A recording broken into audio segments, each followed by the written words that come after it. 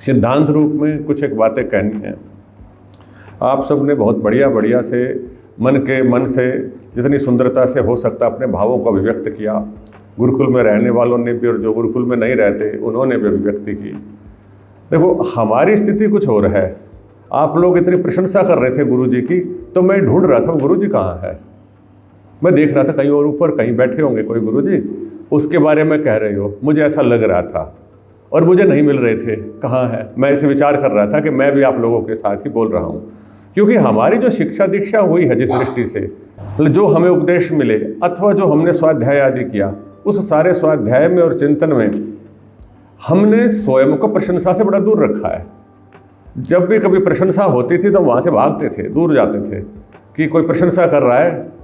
तो आप आमतौर पर देखेंगे, यदि मेरे पूर्व काल के कहीं कोई चित्र आदि नहीं मिलेंगे, अध्ययन काल के कहीं भी नहीं मिलेंगे, और कहीं पर मुझे कोई पुरस्कार इत्यादि मिलने थे तो मैं कभी स्टेज पे जाके पुरस्कार भी नहीं लेने जाता था।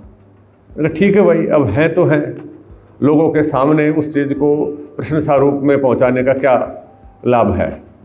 ठीक है जी। दूसरी ओर अपनी तुलना जो सैद्धांतिक रूप से जो सन्यासी होता है उससे करते थे कि सन्यासी के लिए 3 चीज़ें आवश्यक मानी गई। सन्यासी मतलब एक ऊंची स्थिति का व्यक्ति। सन्यासी का मतलब ये साधु नहीं है जो वस्त्र धारण कर लेता गैरिक। तो वहाँ पर 3 प्रकार के भाव हैं, लोकेशना, वित्तेषणा और पुत्रैषणा। इन तीनों ऐषणाओं से जो पृथक होता है वह सन्यासी कहलाता है। वही वास्तव में सभी भूतों को, सभी प्राणियों का हित कर सकता है।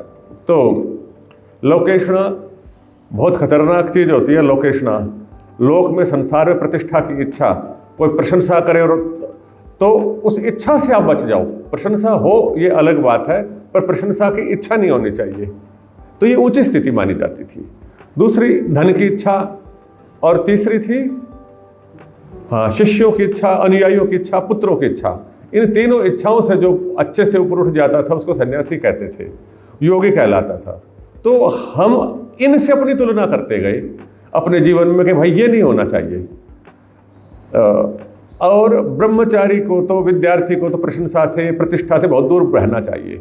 नहीं तो हमारे यहाँ पर कहा जाता है कि फूल जाता है व्यक्ति। अगर बाल्यकाल में उसको ज़्यादा लाड़ प्यार से दुलार दिया जाए, ज़्यादा प्रशंसा कर दी जाए, ज़्यादा स्तुति गान कर दिया जाए, तो वह बच्चा बिगड़ जाता है, ऐसा माना जाता है हमारी पूरी परंपरा में।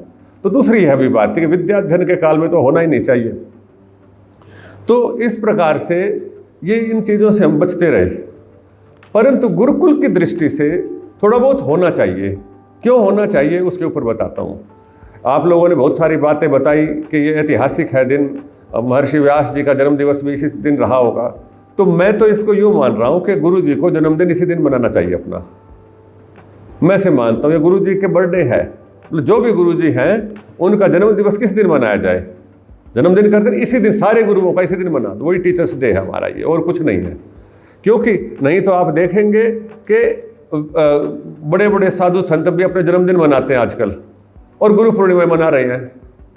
तो एक ही दिन, जब गुरु पूर्णिमा ही मना दी, माना एक दिन प्राचीन काल के लोगों ने निश्चित कर दिया था कि इसी दिन मनाना है, तो उसी दिन मना दो। अन्य बनाने की आवश्यकता? छोटे बच्चे मनाते हैं बर्थडे तो अपने, भाई छोटा बच्चा है, माता पिता है, बोले केक लाएंगे, ये करेंगे, वो करेंगे। और मैंने तो बड़े बड़े गुरुजियों को आजकल बर्थडे के केक भी काटते हुए देखा। केक भी काट रहे हैं गुरुजी लोग। मैंने कहा भाई ये तो फिर सारा संसार ही केक काटेगा इस दृष्टि से, तो जो गुरुजी यही कर रहे हैं। तो इस दृष्टि से मैं अपने आप को जो हम कर सकते हैं बड़ा दृढ़ मानता हूँ, दृढ़ करता हूँ कि भाई ये नहीं होना चाहिए। ठीक है जी, यही जन्मदिन है हमारा। कोई उपलब्धि का दिन यही है। जो कुछ उपलब्धि है इसी दिन कोई बता दो, जो सम्मान कर रहे हैं एक दिन कर दो। नहीं तो जीवन तो सम्मान प्राप्त करने में, सम्मान लेने और देने में चला जाएगा। विद्या का अभ्यास, योगाभ्यास हम कब करेंगे? आपने एक छोटा सा कार्यक्रम किया, बाहर के व्यक्ति भी नहीं आमंत्रित किए, पर इसमें भी आपकी समय और ऊर्जा लगी ना, समय लगा, ऊर्जा लगी, योजना बनी, तैयारी होकर के आए। और यदि हम ऐसे ही कार्यक्रम प्रतिदिन करते रहे, तो हर दूसरे दिन होता रहे, तो आपका अध्यापन और साधना नहीं हो पाएगी। तो इसलिए इसी दिन को हमने चुन लिया। इस दिन को हमने यूँ भी चुन लिया कि ये हमारे नए सत्र का प्रारंभ हो जाता है इस दिन से, कि सत्र भी अपना नया इसी समय शुरू कर लो। इसी दिन नए और पुराने ब्रह्मचारी विद्यार्थी भी इकट्ठे हो जाओ, और गुरुकुल के बारे में भी देख लो। और गुरुकुल के ब्रह्मचारी आपस में मिल भी लेंगे, गुरुकुल से जुड़े हुए लोग। आज के दिन केवल ब्रह्मचारी ही गुरुकुल में नहीं है, बाहर के लोग भी जुड़े हुए हैं, वो भी ब्रह्मचारियों के जैसे ही शिष्य लोग होते हैं। क्योंकि किसी समय पर केवल गुरुकुल ही होते थे, अन्य कोई चीज़ नहीं होती थी। बहुत सारी चीज़ें नहीं थी, जैसे आजकल विद्यालय अलग है, कॉलेज अलग, किसी समय केवल गुरुकुल ही थे। उस काल की स्थिति अलग थी, आज की थोड़ी भिन्न है। तो इस समय गुरु पूर्णिमा जो हम मना रहे हैं उसके अंदर यही बात होनी चाहिए। क्या होना चाहिए भाई, गुरु जी का मान सम्मान कर दें एक बार अपनी दृष्टि से, और पुराने शिष्य भी सब लोग आ जाएं, मिल लें, बढ़िया से बैठें, परस्पर भी चर्चा करें। और साथ ही साथ आप लोग मुझे ये बताओ, गुरु जी सबसे ज़्यादा प्रसन्न किस बात से होते हैं? गुरु जी बहुत अच्छे हो, गुरु जी आप तो महान हो, ऐसे भावना आपकी सबकी बढ़िया है ना। गुरु जी समुद्र हैं, बहुत अच्छी बात है, बुरी बात नहीं है। पर गुरु जी तुम समुद्र हो, गुरु जी आप ज्ञान के सागर हो, क्या गुरु जी इस बात को सुनने से कितने प्रसन्न होंगे? सच बताओ, प्रसन्न किस बात से होंगे? एक गुरु जी थे, वो बड़े भूखे थे बेचारे, गुरु जी को बड़ी भूख लगी हुई थी, ठीक है जी, और 2-3 शिष्य आ गए, रिकॉर्डिंग हो रही थी उनकी शिष्यों की। तो गुरु जी बोले भाई कुछ खाने वाने के लिए ले आओ। गुरु जी एक बार रिकॉर्डिंग करने दो, फिर खिलाएंगे आपको। गुरु जी आप बड़े अच्छे हो, गुरु जी महान है, और गुरु जी बेचारे भूखे बैठे हैं। मैं अपने लिए नहीं कह रहा हूँ, ना आप लोगों के लिए कह रहा हूँ, मैं सिद्धांत बता रहा हूँ, दृष्टांत दे रहा हूँ सिद्धांत का, है ना, कि सिद्धांत समझाने के लिए दृष्टांत है कि गुरु जी की प्रसन्नता का कारण कुछ और है। सर्वाधिक प्रसन्नता का कारण यही है कि गुरु के अनुशासन में चल पड़ो। गुरु को यह विश्वास होना चाहिए अपने शिष्य के प्रति कि वो कहीं भी रहे, रात में रहे, दिन में रहे, घर पे रहे, संसार में कहीं भी रहे, वो उसके कार्य को कर रहा हो। जो उसके आदेश है, जो उपदेश है, जो उसका अनुशासन है, उसको भंग ना करके वो कार्य कर रहा हो, वो गुरु का प्रतिनिधि है संसार में। मैं नहीं होता तो आप मेरे प्रतिनिधि हो। आप लोगों ने बताया, कई लोगों ने, कि आचार्य जी जब आते हैं गुरुकुल में तो एक ऊर्जा सी आ जाती है, और आचार्य चले जाते हैं तो ऊर्जा सी घट जाती है, कुछ निराशा सी हो जाती है, ऐसा ब्रह्मचारी लोग बता रहे थे। परंतु जब भी मैं जाता हूँ गुरुकुल से तो प्राय है बच्चों को बिठा करके बोलता हूँ, कुछ दिन के लिए बाहर जाओ बेटे, ये तुम्हारी परीक्षा का समय है, पीछे से तुम कितने ऊर्जावान हो, तो जब तुम बाहर जाओगे तब तुम कितने ऊर्जावान रहोगे। तो यही बात है। तो इसलिए हमारी परीक्षाएं निरंतर चलती रहती हैं, और इसके अंदर हमारी स्थिरता कितनी है यह महत्वपूर्ण है। यही शिक्षा का मुख्य भाग है। गुरु की आवश्यकता जब तक है जब तक आप स्वयं सक्षम न हो जाओ, ठीक है जी। स्वयं सक्षम हो जाने के बाद में गुरु की आवश्यकता समाप्त हो जाती है। गुरु तो रहेगा तो, परंतु वह गुरु जो है अपने कर्तव्यों को पूरा कर चुका होगा। जब आप सक्षम हो गए तब तक गुरु की आवश्यकता। एक और बात बताऊंगा। क्या बात बताई उन्होंने? विशेष बात बताई ना एक, कि वो सुनते सुनते उन्होंने कुछ चीजें सीख ली, जान ली। भाई प्राचीन काल की शिक्षा का यही तरीका था। ये किताब पढ़ने वाला नहीं था, अष्टध्यायी कंठस्थ करने वाला नहीं था। वो गुरु सानिध्य से सीख रहे थे, उनकी बातों की आवृत्ति कर रहे थे। अब आवृत्ति करने के ये कृत्रिम साधन हो गए हैं, कुछ कृत्रिम साधनों के माध्यम से आवृत्ति हो गई। पर आवृत्ति होने से हुआ क्या है कि जो आर्ष ग्रंथ और शास्त्र हैं वो बारंबार भीतर आवृत हो गए, और उससे क्या हुआ कि जो एक सांसारिक विचार हमारे चल रहे थे, राग द्वेष के रजोगुणीय विचार चल रहे, तमोगुणीय विचार कोई आ जाते, उन विचारों से मुक्ति मिल गई उस काल में। और उन विचारों के प्रभाव से वो गुरु के माध्यम से भले ही आए हो, पर हैं तो वो ऋषि मुनियों के विचार। उन विचारों के माध्यम से आपके बुद्धि में, चेतना के स्तर में एक सकारात्मक और अच्छा परिवर्तन आ गया, जिससे हमारी उन्नति हो गई। ठीक है ना। अगली एक और बात, गुरु का परीक्षण गुरु बनाने से पहले करना चाहिए, बाद में नहीं करना चाहिए। इससे बुद्धि विकृत हो जाती है, असंतुष्ट हो जाती है, काम खराब हो जाता है। तो पहले खूब करो और उसके बाद मत करना। इससे आपकी हानि होगी, गुरु जी की कोई ज़्यादा हानि नहीं होगी, आपकी अधिक हो जाएगी। और उससे पूछो बारंबार कि जी मुझे क्या विशेष उपदेश देना है, आप मुझे कोई उपदेश दो। क्या है? प्राचीन काल के जैसे हम गुरु जी नहीं हैं, प्राचीन काल के जैसे आप भी शिष्य नहीं हैं। कारण परिस्थितियां हैं। क्यों? क्योंकि जितने भी है ना उपलब्ध जो व्यवस्थाएं वो इतनी ही हैं। गुरु भी दुर्लभ है, शिष्य भी दुर्लभ है। न तो सब लोग इस विद्या को पढ़ा रहे हैं। कितने लोग पढ़ा रहे हैं? सैकड़ों किलोमीटर में, 1000 किलोमीटर में 1-2 स्थान मिलेंगे आपको पढ़ने पढ़ाने वाले, और लाखों में से 1-2 बच्चे पढ़ने वाले मिलेंगे।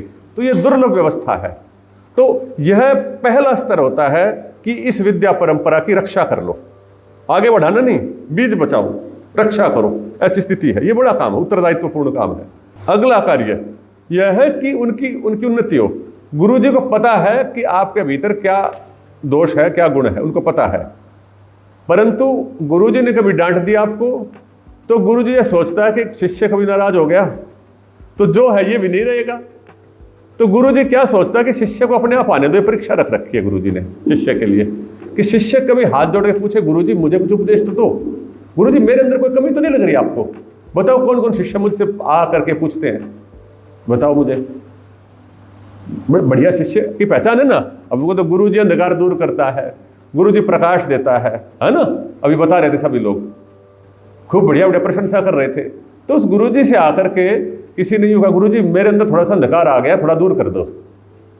बताओ कौन कौन आके बताते पूछते हैं हमारे से कि गुरु जी थोड़ा सा और उपदेश दे दो, मेरे अंदर कुछ दोष है, ये दूर करना है मुझे, अथवा और अगला गुण क्या धारण करूं। ऐसी स्थिति किस किस की रहती बताओ। तो गुरु जी को और प्रसन्नता होगी ना, हाँ जी ये आया स्वयं सीखने। फंस जाता है तो आ जाता है, परेशान हो जाता है, भटक जाता है तो आता है, जब उसको रास्ता नहीं मिलता तो आएगा, शरण में आ गया। तो वो तो आपातकाल है, उस समय तो कोई चारा ही नहीं है, क्या करे। पर अच्छी बात तो यह है कि जब तैरना कब सीखना चाहिए, जब तूफान नहीं आया हुआ हो, जब लहरें शांत हो, उस समय पर आप तैरना सीखोगे तो आप एक कठिन परिस्थिति में भी तैर पाओगे, आपकी और अधिक उन्नति हो पाएगी। तो इसलिए हमें क्या करना चाहिए, गुरु जी के पास आकर के सानिध्य से अपने भीतर के अंधकार को दूर करना चाहिए। मैं भले ही बुला के पूछ लूँ, हाँ जी ठीक चल रहा है सब, पूछते हैं ना, मैं पूछता हूँ सबसे, हाँ भाई सब ठीक हो, हाँ जी। कोई आके अपने आप से प्रसन्न होकर के मेरे पास आके बताए, हाँ जी आचार्य जी बहुत बढ़िया चल रहा है सब, बड़ा आनंद आ रहा है, आचार्य जी ये हो रहा है। ऐसे करके तो कम ही लोग बताते हैं, कोई कोई बता देता होगा कभी कभी, पर आमतौर पर ऐसा सुनने में नहीं आता।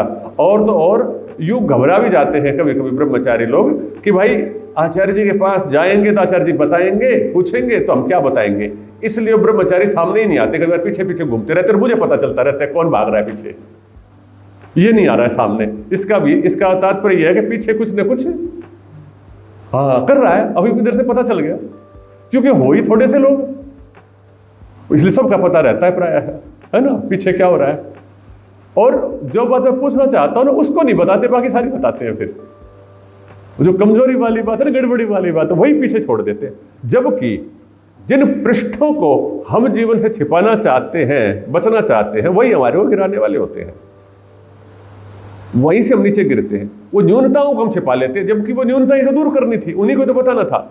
डॉक्टर के पास जाकर के आपने बीमारी नहीं बताई और बता दिया जी देखो पैर में दर्द था, डॉक्टर के पास गए, देखो जी मेरा हाथ बिल्कुल ठीक है, डॉक्टर को कह रहे हो, देखो जी मेरा ये हाथ भी ठीक है, मेरा सिर भी ठीक है, मेरी भुजाएं सब कुछ ठीक है, पैर नहीं बता रहे हो। डॉक्टर पूछ रहा है भाई ठीक हो, हाँ जी देखो पूरा ठीक हो। ऐसी स्थिति है। तो ये जो उपदेश जो लोग आप लोग बता रहे हो, यह जो बात है, ये बात इस प्रकार से होनी चाहिए। ये बात मैंने पुनः बोली, पिछली बार ही बोलता हूँ, हर बार बताने का प्रयास करता हूँ। और दूसरी बात यह है कि आप लोग गुरु पूर्णिमा जैसे अवसरों पर हमने क्या बताना है, गुरु की महिमा तो बतानी ही है, गुरु की श्रेष्ठता तो बतानी है, वो तो सिद्ध है, वो स्वतः ही सिद्ध है गुरु, उसको बताने से फर्क प्रभाव नहीं पड़ रहा है, क्योंकि वह है, गुरुत्व है। जैसे गुरुत्व बोला उन्होंने, एक वो शब्द और बोला था ब्लैक होल जैसा, उसके अंदर स्वतः ही आकर्षण है, वो तो लेके आएगा, वहां तो आएगा कुछ ना कुछ, संसार की ऊर्जाएं उसके साथ जुड़ेंगी किसी न किसी प्रकार से। ठीक है जी, मेरे साथ निश्चित है जी, जहां छोड़ दो वहां होगा ही, ये घटनाक्रम चलेगा। किंतु जो लोग उससे जुड़े हैं, जो जोड़ हो रहा है, उस जोड़ से अपने को निरंतर लाभ मिल रहा है कि नहीं मिल रहा है, ये महत्वपूर्ण है। ठीक है जी, निरंतर प्रतिदिन की प्रगति हमारी हो पा रही है कि नहीं हो पा रही है, इस विषय पर हमने ध्यान देना पड़ेगा। जो गुरु का भाव है वह सदैव रहेगा, शिष्य का भाव कमजोर पड़ता है, शिष्यत्व कमजोर पड़ता है। आप लोगों को यहाँ पर इस प्रकार के उपदेश, इस प्रकार के वातावरण में यह बताना चाहिए कि इस प्रकार से हमारे अंदर परिवर्तन आया, ऐसे करने से मुझे लाभ हुआ। केवल यह विषय होना चाहिए यहाँ पे, क्योंकि ब्रह्मचारी को उपदेश नहीं देना चाहिए, यह नियम है जी। ब्रह्मचारी को अनुभव बताना चाहिए, अपना तप और साधना बतानी चाहिए, बस यही चलेगा। आपकी उन्नति, आपके अनुभव से, आप लोग 3-4 वर्ष से रह रहे हैं कुछ तो गुरुकुल में, आपके यहाँ पर रहने से आपके अंदर क्या सकारात्मक परिवर्तन आया, गुरुकुल के वातावरण में रहने से क्या आया, गुरु जी के सानिध्य से आपके अंदर क्या विशेष लाभ हुआ, इसके ऊपर केंद्रित होना और उसी अनुभव से दूसरों को लाभान्वित करना। क्योंकि एक गुरु के अनेक शिष्य होंगे और गुरु जी सभी शिष्यों को सारी बातें बता ही नहीं सकता, असंभव है, एक को भी सारी नहीं बता सकता, असंभव है ये बात। तो इससे क्या होगा, इससे यह होगा कि जिस शिष्य को जिस प्रकार से जो बात जीवन निर्माण की अनुकूल लगी, समझ में आई, वो दूसरे के साथ साझा करे कि जिससे दूसरे को अधिक लाभ हो जाए। आपको जो लाभ हुआ वो दूसरे के साथ बांटना है। तो यह लाभ हमारा सबके साथ बढ़ते हुए चले और आगे बढ़ते हुए चले, उपलब्धि भी हो और अपने संकल्पों को भी दोहराए कि जिससे अन्यों को विशेष प्रेरणा मिले। ऐसा मैं आशा करूंगा गुरुकुल के ब्रह्मचारियों से भविष्य में कार्यक्रम हो तो इसी प्रकार से, और दृढ़तापूर्वक बोलो, तैयारी के साथ में। आपके पास पुस्तकें भरी हुई होनी चाहिए अपने इस प्रकार के अनुभवों की, सबके पास में। प्रत्येक बालक को, जो भी यहाँ रहे हैं और जो नए हैं उनको भी, और अलग हैं उनके लिए भी, उनको मैंने पृथक पृथक इतने उपदेश दे दिए होंगे कि 100 पृष्ठ की कई कॉपी भर जाएंगी, मैंने दे दिए होंगे। जो 2 साल से ऊपर है पूछ के देख लेना, ठीक है जी।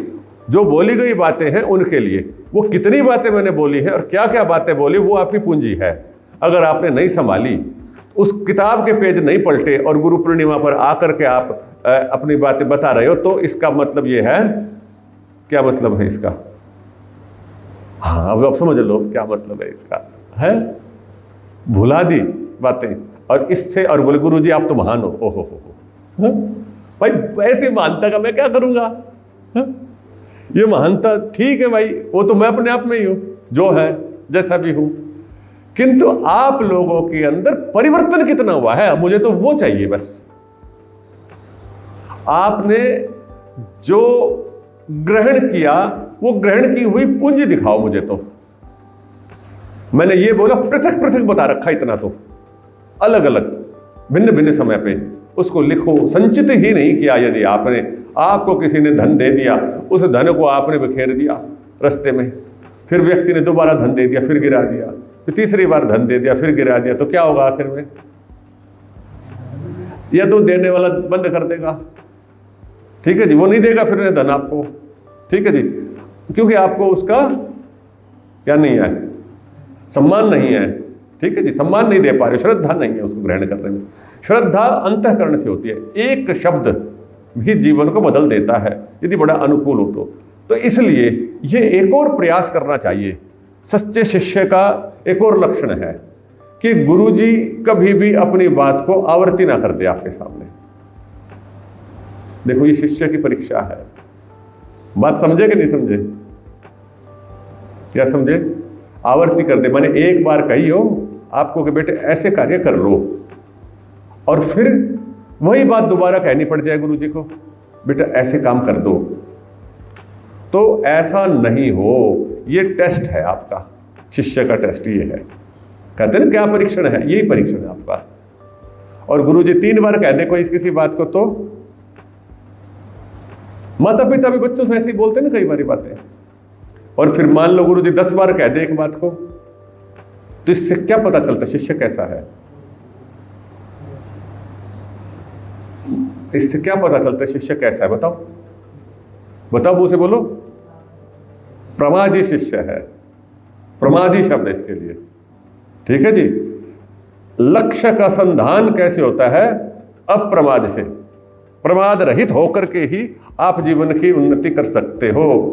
इसलिए कहा ना उपनिषद में, अप्रमत्तः वेधव्यम सर्वतन्वयो भवेत्। अप्रमत होकर के ही लक्ष्य का संधान किया जाता है, वैसे नहीं किया जाता।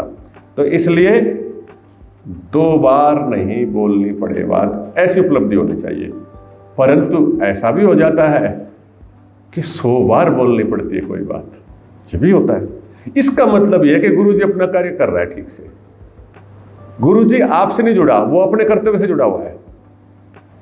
वो आपसे जब जुड़ेगा कि आपको एक बार कहते ही उपलब्धि हो गई। यदि आपको उसकी बात समझ नहीं आई, आप नहीं कर पा रहे हो, तो आप उससे पूछो कि गुरुजी, आचार्य जी, हम कर नहीं पा रहे हैं, आप किस बात में क्या कठिनाई, वो सुधार करेगा। परंतु गुरुजी दूसरी बार आया पूछने के लिए, बेटे मैंने तो ये काम कहा था, आपने किया कि नहीं किया? मैंने कार्य बताया, मान लीजिए ये कार्य कर देना, अथवा ऐसा व्यवहार करना चाहिए, एक बात बता दी। अब हाँ जी गुरुजी पक्का करेंगे। 3-4 दिन बाद पुनः अवसर मिला और फिर से यही बात पूछ ली गुरुजी ने, हाँ भाई आपने ऐसा कार्य करना था, किया कि नहीं किया? नहीं जी नहीं किया। क्यों नहीं किया? जी ऐसा हो गया था इसलिए नहीं किया, अमुक अमुक कारण हो गए थे इसलिए नहीं किया ये कार्य। तो इससे क्या पता चला? प्रमादी है, श्रद्धा भी नहीं है। अब गुरुजी तो बड़े प्रसन्न होंगे इस बात को सोच करके, ओहो हो कितना अच्छा है, बताओ प्रसन्न होंगे गुरुजी। फिर गुरुजी एक बार और बताए, हाँ बेटे कर ले। फिर 3-4 दिन बाद फिर वही बात, और ऐसे ही जब आवर्ती हो जाए 50 बार तो क्या समझेंगे? पता है क्या क्या कहा जाता है? फिर बोले शिष्य योग्य नहीं है, विद्या ग्रहण करने के योग्य नहीं है। हम विरजानंद जी जैसे कठोर गुरुजी नहीं है। विरजानंद जी कैसे गुरुजी थे पता है ना आपको? कैसे गुरुजी थे? क्या उदाहरण देने वाला हूं मैं। ऋषि दयानंद जी गुरु विरजानंद जी के पास पढ़ने के लिए गए मथुरा में। मथुरा वाले लोग हैं यहाँ इधर उधर का ही, मथुरा के आसपास के आए हुए हैं। तो वहां गए जी, तो गुरुजी अंधे थे और लोगों को लगता था गुरुजी क्रोधी है। क्रोधी नहीं थे गुरुजी, दृढ़ थे। ठीक है जी। तो उन्होंने कहा, ऋषि दयानंद जी की आयु लगभग 36 वर्ष थी उस समय पर। 36 वर्ष कम आयु नहीं होती, सन्यासी थे। पर उस सन्यासी को भी यूँ बोल दिया कि देखो मैं गलती स्वीकार नहीं करता, मैं पाठ को 1 बार पढ़ाऊंगा, 2 बार नहीं पढ़ाऊंगा, और मैं पाठ को हर बार सुनूंगा। जब तक पिछला पाठ नहीं सुनाओगे तब तक आगे नहीं पढ़ाऊंगा। और ठीक है जी। और यदि नहीं सुनाया तो पढ़ाऊंगा ही नहीं, आगे बंद। इतने दृढ़ थे। और एक उदाहरण दूंगा, अलवर के राजा के पास में गुरु विरजानंद जी आए थे। बहुत अच्छे श्लोक उच्चारण करते थे। अलवर के राजा ने उनको आमंत्रित किया था कि जी आप आओ और मैं आपसे पढ़ूंगा, विरजानंद जी से मैं पढ़ूंगा। तो उन्होंने कहा था कि मैं चल पढ़ूंगा तुम्हारे कहने से, परंतु यदि एक दिन भी तुम पाठ में नहीं आए तो मैं छोड़ करके वापस आ जाऊंगा। तो आए, लगभग 2 महीने रहे। एक दिन राजा को लेट हो गया, उस दिन छोड़ के चले गए, नहीं आए फिर दोबारा। ये सत्य बात है। और आजकल का कोई सन्यासी ऐसे हो सकता है क्या? विचार करो, इतनी दृढ़ प्रतिज्ञा वाला व्यक्ति हो सकता है? वो इतने दृढ़ थे, इसीलिए अष्टाध्यायी महाभाष्य जैसे लोग ग्रंथ को उद्धार कर पाए। और उनको योग्य शिष्य नहीं मिले थे जब तक उनकी आयु 80 वर्ष हो गई थी। 80 वर्ष के हो गई, इतना दृढ़ आदमी एक भी व्यक्ति नहीं मिला। और हर व्यक्ति को यूं ही कहता होगा जैसे ऋषि दयानंद को कहा उन्होंने कि 1 बार ही पढ़ाऊंगा। सबको ऐसा ही कहते होंगे ना। तो अब ऋषि दयानंद जी पढ़ने के लिए गए, महाभाष्य पढ़ते थे, व्याकरणाचार्य थे। ऋषि दयानंद पहले से विद्वान थे, बहुत बड़े, उनके पास जाने से पहले बड़े विद्वान थे। तो अंधे थे गुरुजी, प्रज्ञाचक्षु थे। तो वो उधर से उच्चारण करते थे पुस्तक में से, और ये व्याख्या करते थे। तो व्याख्या कर दी और महाभाष्य की पंक्तियां कंठस्थ करके लानी होती थी। प्रतिदिन का पाठ ऐसे था। एक दिन याद नहीं हुआ, याद नहीं आया, सुना रहे थे तो प्रतिदिन पूरा याद करके आते थे वो। एक दिन याद नहीं आया, तो उस दिन उन्होंने कहा गुरुजी ये मैं भूल गया, दोबारा बता दो। कई महीनों के बाद की बात, जब वो बढ़िया शिष्य हो चुके थे। नहीं पढ़ाऊंगा, जाओ। बोले जी याद नहीं आया। तो गुरुजी के शब्द थे कठोर। बोले मेरे जब तक याद ना हो, स्मरण नहीं आए, तो मेरे पास नहीं आना, यमुना में डूब के मर जाना। ऐसे शब्द बोले उन्होंने। और दयानंद जैसे थे वो शिष्य कैसे थे फिर? तभी तो गुरु शिष्य परंपरा की बात कही जाती है। हाँ, तो वो गए, बैठ गए समाधि ध्यान लगा करके, और यही सोच के बैठ गए जब तक याद नहीं आएगा ना, सोच रहे, विचार कर रहे उसी बात को, तब तक मैं यहीं बैठा रहूंगा, न कुछ खाऊंगा न कुछ पीऊंगा, और अगर याद नहीं आया तो मैं यहीं प्राण त्याग कर दूंगा। ये ऋषि दयानंद की दृढ़ता थी। तो तीसरे दिन याद आ गया जो उसको, 2 दिन तक वहीं बैठे रहे। नींद आ गई उनको ध्यान लगाते लगाते। उसी में कोई स्वप्न आया कि गुरुजी वही पाठ को पढ़ा रहे हैं। मैंने वही चित्र फिर से चल पड़ा और उसी के अंदर वही पाठ बता रहे थे, वो उनको फिर से याद आ गया और गुरु जी के पास पहुंच गए। अब आप देखो उस शिष्य की दृढ़ता कितनी हुई होगी और उस गुरु की प्रसन्नता कितनी रही होगी। तब वो प्रतिज्ञा, जब उनकी गुरु दक्षिणा का समय आता तब वो कहते हैं कि जीवन दे दे मुझे, तू ही उद्धार करेगा इस चीज का। तो गुरु के पास जो कुछ संग्रह होता है, आप लोगों को यूं लगता है कि गुरु जी अपना सारा ज्ञान आपको दे देता है, नहीं देता सारा, क्योंकि उसके लेने के लिए उतना पात्र ही नहीं, कुछ चीज उसके पास शेष रह जाती है, अपने अपने स्तर पे ही तो ग्रहण कर पाएगा ना व्यक्ति। तो वो अपना सारा का सारा ज्ञान, सारी विद्या, सारा संकल्प उड़ेल दिया, फिर पूरी ऊर्जा। तो विरजानंद जी को तो कोई भी नहीं जानता, नहीं तो अब वो अमर कर दिया ऋषि दयानंद ने, अमर है, उनके साथ रहेगा उनका नाम सदैव। तो ये मैंने इसलिए बताया कि ये जो यात्रा है ब्रह्मचारी की, ये तप की यात्रा है, शिष्य बनने की यात्रा बड़ी लंबी यात्रा है, बड़े कठोर संकल्प की, तप की, त्याग की यात्रा है। आपके भीतर की जो छिपी हुई ऊर्जाएं हैं उनको जागृत करने की यात्रा है। आपके भीतर कितनी शक्ति, कितना सामर्थ्य छिपा हुआ है, उसको प्रकट करने की यात्रा ब्रह्मचर्य की यात्रा है। आप अपने सामर्थ्य की वृद्धि करनी हमें अपने आप को जानना, हम कितना आगे बढ़ सकते हैं। गुरु जी बता देगा, जब आप यूं कहोगे ना इतने याद होगे, गुरु जी अगली बात बताएगा पक्का। पर आप पहली सीढ़ी पर ही रहना चाहते हो, रह जाओ, कोई बात नहीं है। तो गुरु जी आपको ये मान लेगा कि हाँ इसी सीढ़ी का आदमी, इसी लेवल की बात बताओ, आगे बताओ ये बात, ठीक है जी। बाकी गुरु जी चाहता ये है तुम सबसे ऊपर जाओ। और पिता और शिष्य, पिता और गुरु, दो ही लोग ऐसे होते हैं कि जो शिष्य को या पुत्र को अपने आगे निकलते प्रसन्न होते हैं, उनसे आगे बढ़ जाए तो उनको प्रसन्नता होती है। मित्र को भी इतनी प्रसन्नता नहीं होती, ठीक है जी, वहां पर प्रतिस्पर्धा हो जाती है। परंतु शिष्य आगे बढ़ता है तो गुरु जी प्रसन्न होते हैं, और आगे बढ़े और आगे बढ़े।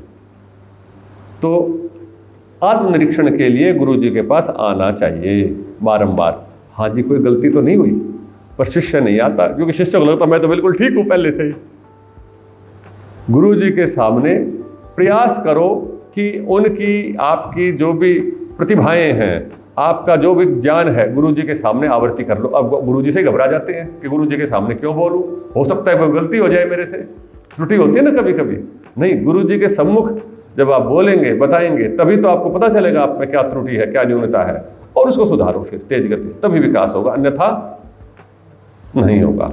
तो गुरु पूर्णिमा का जो ये अवसर है, इस गुरु पूर्णिमा के अवसर पर हम इस प्रकार से प्रतिज्ञाबद्ध हों और प्राचीन अपनी परंपरा को स्मरण करते रहे, क्योंकि हम जिस परंपरा का प्रतिनिधित्व कर रहे हैं वो कोई साधारण परंपरा नहीं है। संसार की सर्वश्रेष्ठ गौरवशाली परंपरा, संसार की, इस धरती लोक की, जब से ये सृष्टि बनी है यहाँ पर की सबसे गौरवशाली, सबसे सक्षम परंपरा की बात कर रहा हूँ मैं, ऐसे साधारण परंपरा की बात नहीं कर रहा। लाखों लाख लोग हो गए जिस परंपरा के अंदर, लाखों करोड़ों वर्षों से चल रही वह परंपरा, उस परंपरा का उत्तरदायित्व, उस परंपरा को आगे यदि वहन करना है तो उसके लिए साधारण लोग नहीं चाहिए।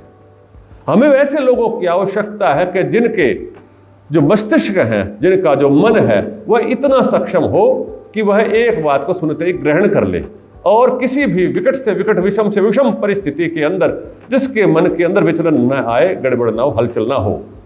ऋषि चाहिए और ऋषिकाएं भी चाहिए, साधक चाहिए, योगी चाहिए, वो नहीं है। तो ये गुरुकुल का मतलब यही है कि हम उस स्तर पे लोग पहुंचे, ऐसा निर्माण हो। यहाँ से हम निर्माण करने वाले नहीं हैं, हम निर्माण के लिए उचित वातावरण देने का प्रयास करने वाले हैं। निर्माण तो व्यक्ति को स्वयं ही करना पड़ता है, ठीक है ना। प्रसिद्ध कहावत है कि बिना अपने मरे स्वर्ग नहीं मिलता, दूसरे के मरने से नहीं होगा, दूसरे को उपदेश देने से आपका विकास नहीं हो सकता, आपको स्वयं ही और अधिक तप करना पड़ता है। कैसे प्रमाद आ सकता है, कैसे हम सो सकते हैं अध्ययन के काल में, है ना, कैसे हमारे इंद्रियां हम पर हावी हो सकती हैं, कैसे हम राग द्वेष से युक्त हो सकते। नहीं, संकल्पशाली बनो और आप आगे बढ़ेंगे निश्चित रूप से। तो भाई यही आशीर्वाद है, यही आपको शुभकामनाएं हैं कि आगे बढ़े और प्राचीन ऋषि मुनियों की जो परंपरा है उस परंपरा को आगे बढ़ाने का कार्य हमारे माध्यम से हो। ये साधारण ना, ये विशेष अवसर है। इस समय पर ये संसार हमारी प्रतीक्षा कर रहा है, हमारी मतलब इस प्रकार के लोगों की प्रतीक्षा कर रहा है कि जिसमें इस प्रकार की परंपरा से युक्त लोग हों, उच्च चरित्र से, उच्च ज्ञान से, उच्च साधना से संपन्न लोग चाहिए इस संसार को। वैदिक ऋषियों की जो परंपरा है जो वैदिक ऋषियों का ज्ञान है वह आज खाली पड़ा है। वह आज उन लोगों की प्रतीक्षा कर रहा है जो उस ज्ञान को धारण कर ले। कमजोर कमजोर से लोग नहीं चाहिए, किसी ने बात बता दी, किसी की बात सुन ली, उससे प्रभावित हो गए, नहीं नहीं नहीं, है ना। ऐसे लोग चाहिए कि जो स्थिर होकर के इस परंपरा को अपने ऊपर धारण कर ले। परंपरा धारण करने का मतलब यह कि आप स्वयं उस स्थिति पे पहुंच जाओगे तभी धारण होगा। तो इस प्रकार से परमात्मा आप सबको बल दे, शक्ति दे, ऊर्जा दे, आपको सक्षम बनाए कि आप बहुत आगे बढ़े, आपके जीवन में शुभ का सदैव प्रकाश हो, आप के हृदय के अंदर शुभ संकल्प हो, उन संकल्पों को आप पूरा करें। और जो ऋषि मुनि देवलोग हम सबको इसी प्रकार से इस परंपरा को आगे संवर्धन करने के लिए आशीर्वाद दें, ऊर्जा दें, शक्ति दें, बल दें। इन शब्दों के साथ में आज अपनी वाणी को विराम देता हूँ। ओम शांति शांति शांति।